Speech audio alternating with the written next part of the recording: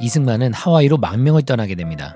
그리고 빼앗긴 나라를 되찾기 위해서는 반드시 교육이 필요하다고 생각해서 우리 민족 최초의 남녀공학 교육기관인 한인기독학원을 세우게 됩니다. 그렇게 이승만의 독립운동은 시작되었습니다. 이승만은 우리나라의 무력만으로 독립할 수 없다고 여겨 외교 독립론을 주장했는데요. 이 당시 미국의 윌슨 대통령은 1918년 1월 평화를 위한 14개 조항을 발표했습니다.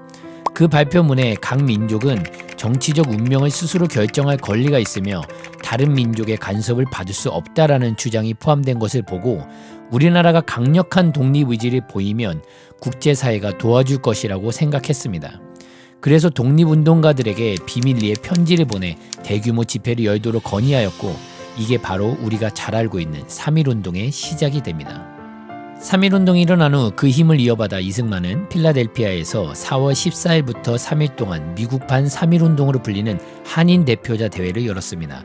우리 동포 150여 명이 함께 태극기와 성조기를 들고 미국 독립기념관을 향해 행진하며 서울에서 발표된 독립선언서를 낭독했습니다. 우리나라에서 벌어진 3.1운동은 일본의 보도 통제로 전 세계에 잘 알려지지 못했지만 스코필드 선교사가 본인의 카메라로 사진을 찍어 이승만에게 보냈고 이승만은 그 사진을 미국 기자들에게 보내면서 전 세계 언론에 알리는 역할을 하게 됩니다. 3.1운동의 영향으로 곳곳에 임시정부가 세워졌고 모든 임시정부의 주요 지도자로 이승만이 추대되었습니다. 곳곳에 나뉘었던 임시정부가 1919년 9월 상해 통합 임시정부로 합쳐지면서 임시대통령으로 이승만이 추대됩니다. 이승만은 중국으로 가는 시체를 담은 관에 실려 밀항까지 하며 상해 임시정부에 도착했지만 임시정부 내에서의 갈등으로 인해 다시 미국으로 돌아가게 됩니다. 그리고 워싱턴에 구미위원회라는 단체를 만들어 계속 독립운동을 해나갔습니다. 그 당시 많은 사람들이 외교 독립론과 대립하는 무장투쟁론을 주장했습니다. 이승만은 계속해서 외교 독립론을 주장했는데요.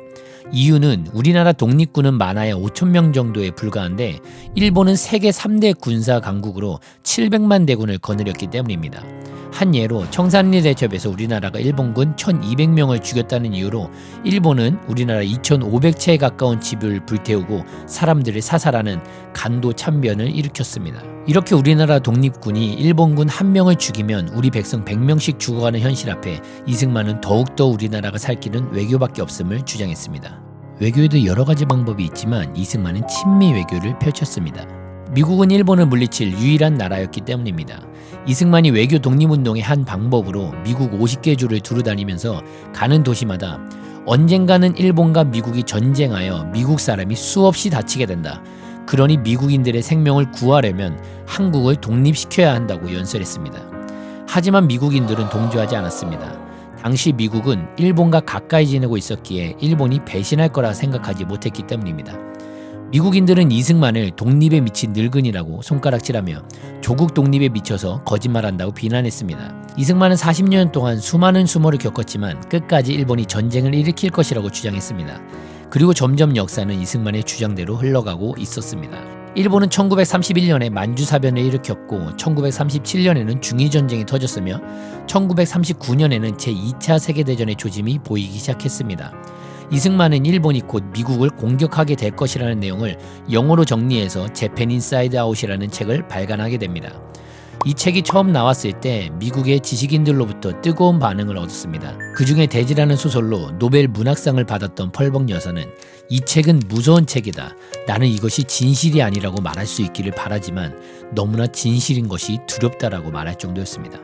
재팬 인사이드 아웃이 출판된 지 5개월 후인 1941년 2월 일본은 결국 미국 하와이 진주만을 기습 공격하게 됩니다. 미군 2,000명 이상이 죽었던 이 전투는 태평양 전쟁으로 이어졌고 수많은 미국 청년이 목숨을 잃게 됩니다.